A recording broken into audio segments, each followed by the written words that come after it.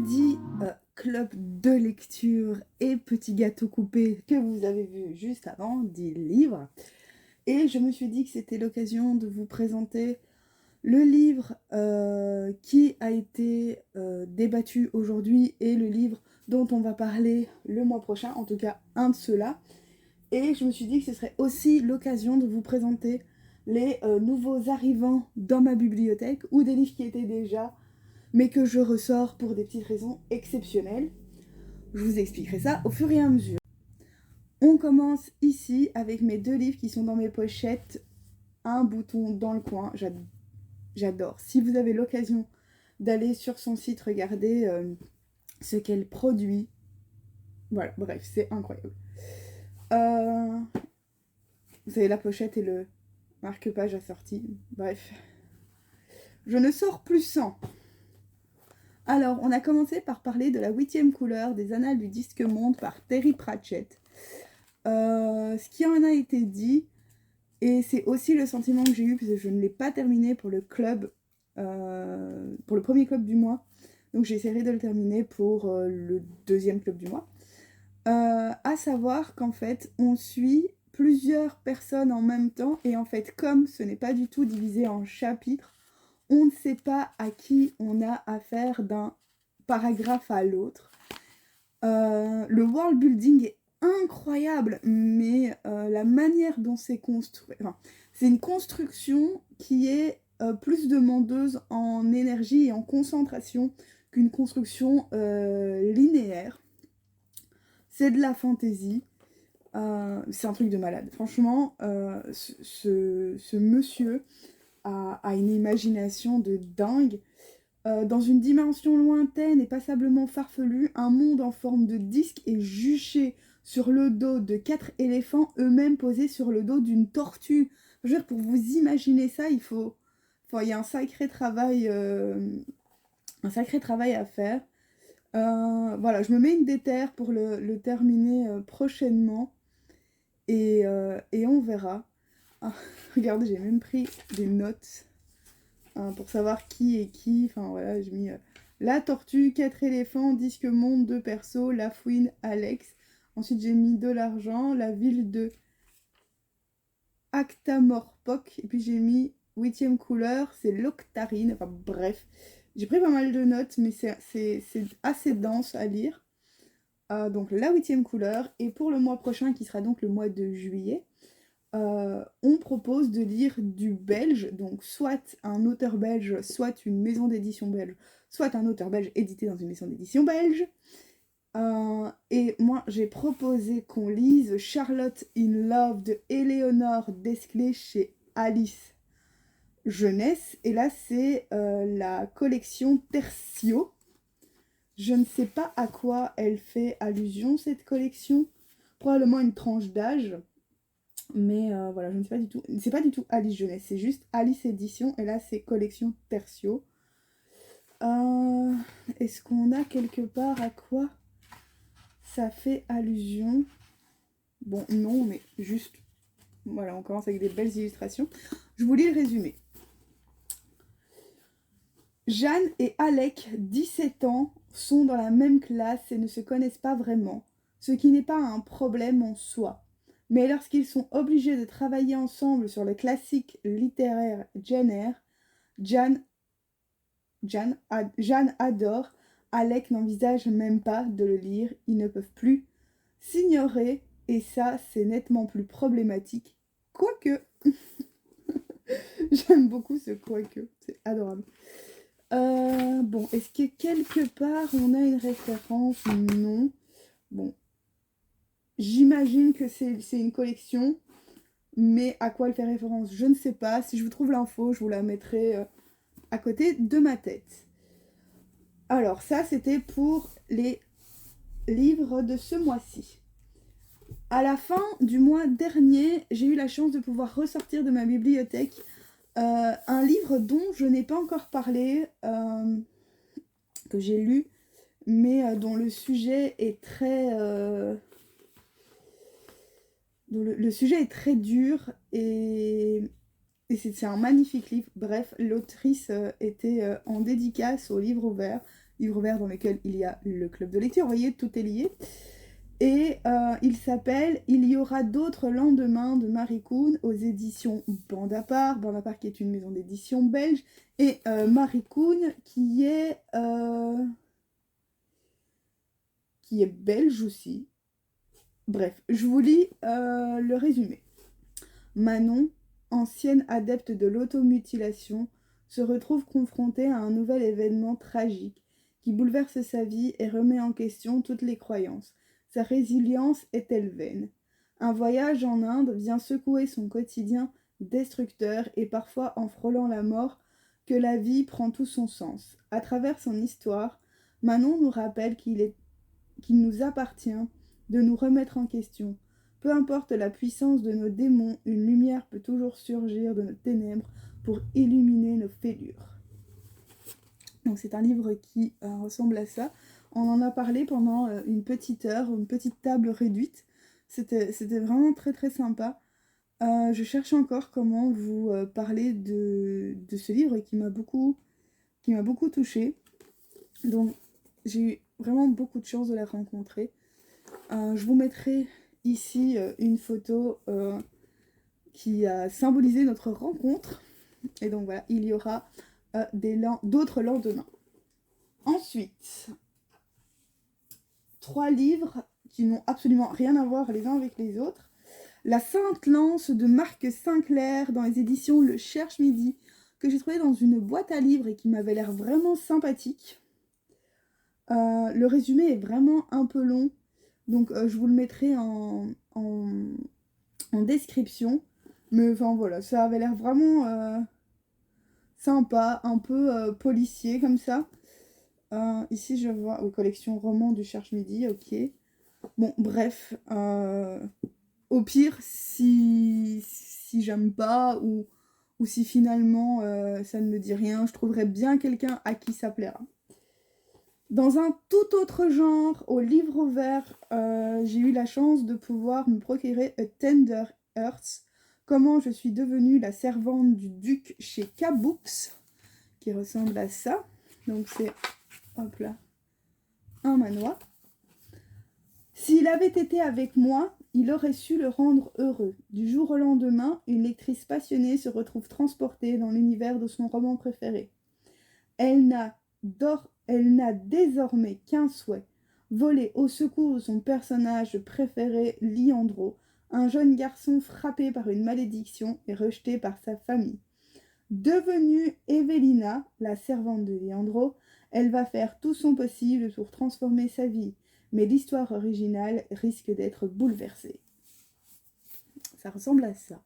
Il m'avait vraiment attirée quand je l'ai vu sur le compte Instagram du livre ouvert. Donc, pourquoi pas? Et enfin, ça c'est un prêt d'une des participantes du club de lecture, et donc je lui rendrai évidemment. Ça s'appelle Sorcière, le roman graphique, une histoire de femmes guérisseuses et de magie, de Lindsay Square et Lisa Salzi, aux éditions... aux éditions... Le Lotus et l'éléphant. Et donc c'est un roman graphique qui se présente comme ça. Ça a l'air incroyable. Je vous lis le résumé. Cette histoire captivante va t'amener au cœur de la tradition et des rituels magiques des sorcières. Buddy Hurley est une célèbre sorcière irlandaise qui mettait sa magie au service de sa communauté. Son histoire nous invite à explorer de grands thèmes comme le pouvoir, le féminisme et la magie verte, associés à la sagesse des plantes et au folklore, dans le contexte des chasses aux sorcières. Retrouve la célèbre sorcière d'Instagram The Witch of the Forest pour un voyage enchanté à la découverte des connaissances magiques. Juste, il est incroyablement beau en fait. Franchement, j'ai trop envie de lire ce livre. Voilà. Donc ça, il retournera à ça quoi? Bon bref, il continuera son tour. Toujours au club de lecture, une des participantes réalise des pochettes à livres en crochet, si je ne dis pas de bêtises. Juste, voilà. Cette pochette est incroyablement belle. Et j'ai utilisé cette pochette pour ranger mon dernier achat, à savoir Payback, un Boys Love publié chez Now Studio, qui se présente comme ça. C'est pour un public averti, puisque il y a un drame psychologique et de la romance, mais donc il y a probablement, si c'est un public averti, c'est-à-dire il y a probablement des scènes explicites. Bon, en feuilletant comme ça, j'en vois pas, mais bon, bref, peu importe. Je vous lis le résumé. Ma rédemption a pris fin à l'instant même où ma colère a couvert son rire. Après avoir été expulsé du lycée, Yuan rejoint une société illégale de prêteurs sur gage et commence une vie de voyou, à prendre de l'argent aux autres par tous les moyens possibles, jusqu'au jour où il perd son frère, tué par l'un de ses débiteurs plein de rancœur envers lui. À partir de là, il ne vivra plus un jour sans se noyer dans un labeur extrêmement pénible afin d'expier ses péchés. Or, en apprenant par hasard la vérité sur la mort de son petit frère, il décide de se venger. C'est alors qu'il rencontre celui qui va lui proposer de l'aider dans sa quête. Pam pam pam. Ça se lit assez vite. En 1 heure, 1 heure quart, c'est plié. Il me faisait vraiment beaucoup envie, donc Payback. Toujours pas de no-buy, hein. Franchement, je me fais plus d'illusions maintenant. Les no-buy, c'est clairement pas fait pour moi. Je pense qu'il y a des mois où juste j'achèterais moins de livres, mais être en no-buy, franchement, juste, c'est... Ouais, c'est pas fait pour moi. Je vais continuer ma journée par filmer une autre vidéo que normalement vous avez déjà vue et qui se trouve là dans l'onglet. C'est un unhaul book ou un book unhaul, je sais pas trop comment on dit. Bref, peu importe, je vais manger, je vais rédiger des avis pour mon blog, je vais regarder une de mes séries préférées du moment, à savoir The Next Prince, et après j'irai me coucher. On se retrouve demain, c'est déjà une belle journée là, et voilà, on verra comment la journée de samedi se passe. Dimanche, et comme j'imagine beaucoup d'entre vous, c'est le jour du lavage de cheveux et soin de la peau. Il est 7h30 du matin. Je vais vous montrer ce que j'utilise. Alors, sous la douche, pour l'instant, je teste des soins Juste Paris qui sont en collaboration avec Oriège. Et donc, je teste leur gamme pour produits qui assainissent les cheveux. Et donc, c'est ici, je suis désolée, j'enlève l'eau, voilà. Un shampoing naturel purifiant pour cheveux gras, donc la gamme verte. Et donc, j'ai le soin après shampoing qui va avec. Sous la douche, je me lave le visage avec la gelée douceur de Chronodémac, toujours chez Oriège. Et ensuite, je passe aux soins de la peau, donc un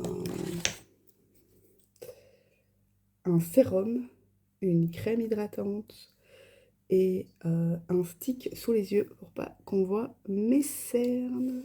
Comme je dois sortir, je ne vais pas laisser mes cheveux sécher naturellement. Je vais utiliser un spray thermoprotecteur à la kératine végétale de la marque Serge Destel que j'ai trouvé dans la boutique Les Essentiels de Diana.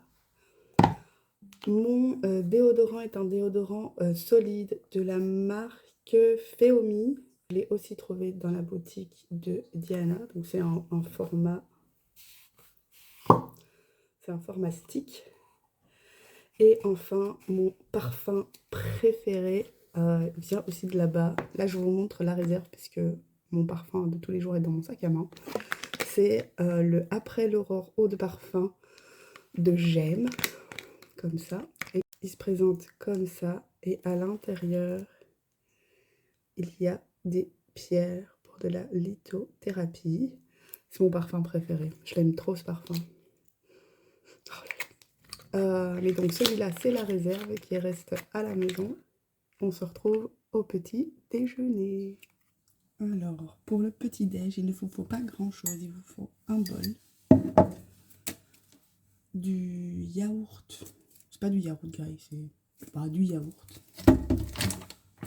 De la farine et de la levure. En fait, on va faire un bol cake. J'oubliais qu'il vous faut ici un œuf. Donc, dans un bol, on prend 100 g de yaourt.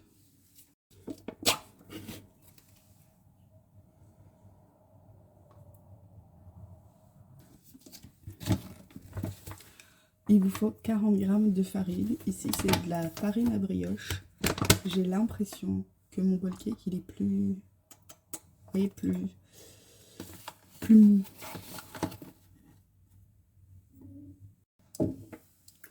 Un œuf. Et un tout petit peu de levure chimique. On mélange. Vous voyez, la pâte est super lisse. Ça part 3 minutes au micro-ondes. Alors, le bol cake vient de ticker dans le micro-ondes. Je vais vous montrer avec quoi je l'accompagne. Ça n'a jamais l'air très bon quand ça sort du micro. Alors, hop, je le retourne dans une assiette. Alors, je l'accompagne presque toujours de 2 carreaux de chocolat. Un que je mets au-dessus pour laisser fondre et un que j'enfonce dans le bol cake pour que le chocolat fonde à l'intérieur. Et ici, c'est du 70%. Et je l'accompagne toujours d'un fruit. Ici, ce sera une banane. Donc pour l'instant, ça ressemble à ça. Vous voyez, donc je l'ai ouvert. Et en l'ouvrant, j'ai mis un carreau de chocolat à l'intérieur. Et j'accompagne toujours ça, enfin toujours non, mais très souvent, d'une boisson chaude. C'est un mocha. Donc mon mari me l'a préparé hier. On dilue ça dans l'eau. Hop là.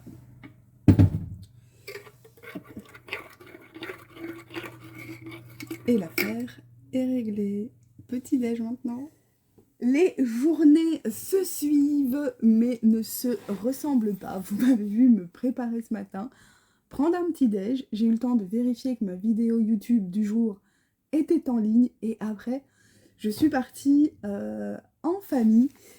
Et donc, me voilà de retour et il est quelque chose comme 17h30, 18h. Donc je pense que je vais mettre mon pyjama d'apparat, qui est donc un pyjama dans lequel je flâne plutôt que de flâner en training. Et je pense que je vais un peu lire, probablement Payback, dont je vous ai parlé hier. Je pense que je vais lire ça. Peut-être autre chose, j'en sais rien. Mais j'ai besoin de quelque chose qui se lit vite, avec des images.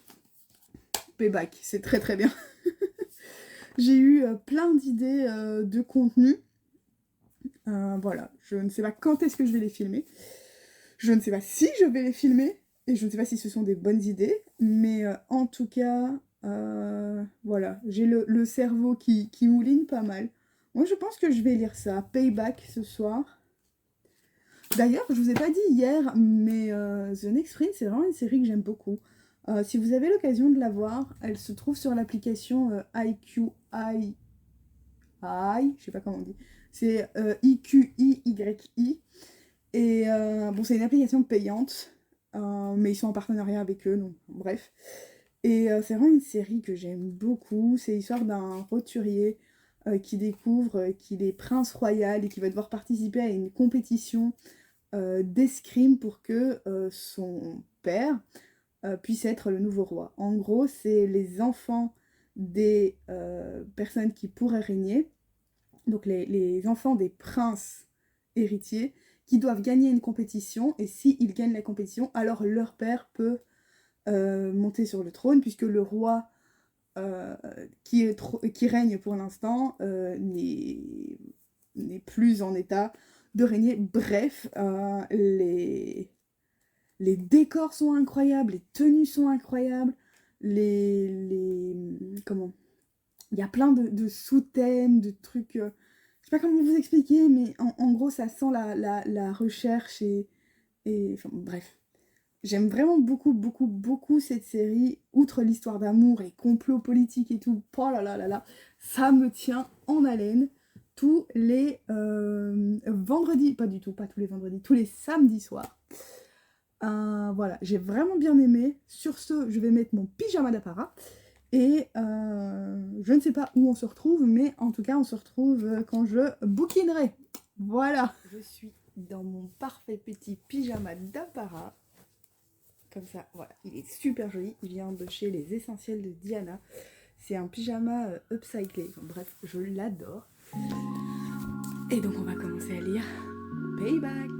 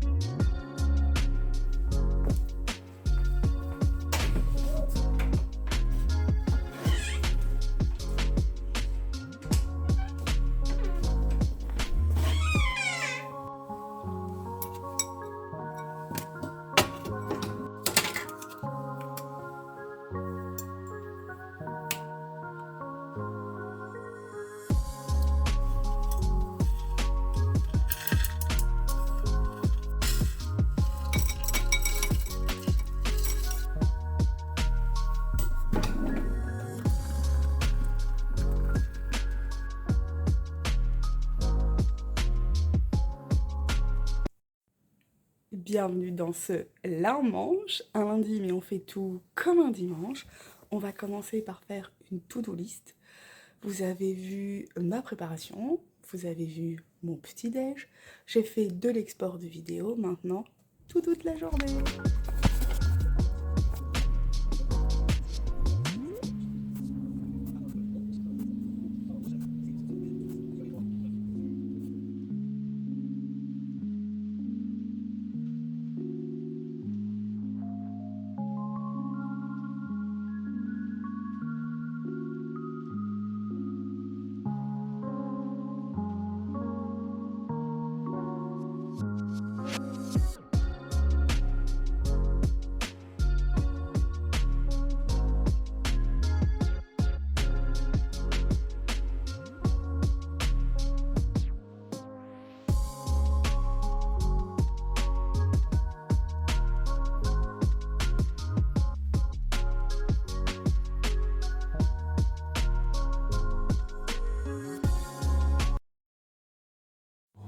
Qui dit linge dit préparation du petit cookie pour la semaine à venir.